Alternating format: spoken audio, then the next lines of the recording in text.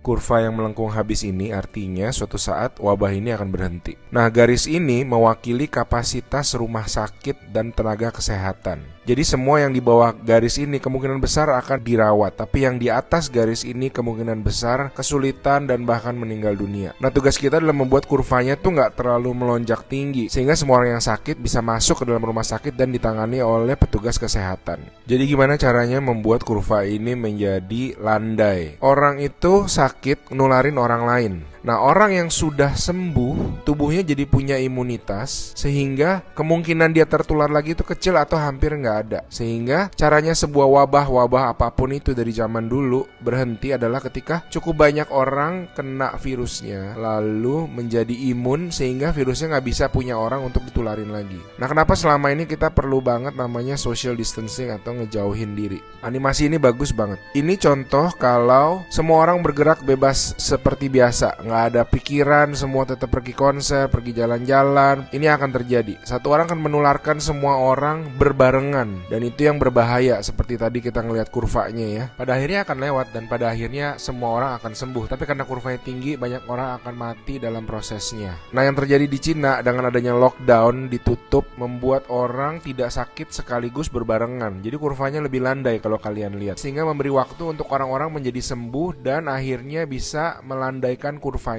Nah, sekarang kita lihat kalau kita lakukan namanya social distancing, yaitu kalau nggak harus banget nggak usah pergi keluar, kalau nggak penting-penting banget nggak usah ketemu temen, nggak usah ada social function, semuanya ditunda dulu. Kita lihat apa yang terjadi.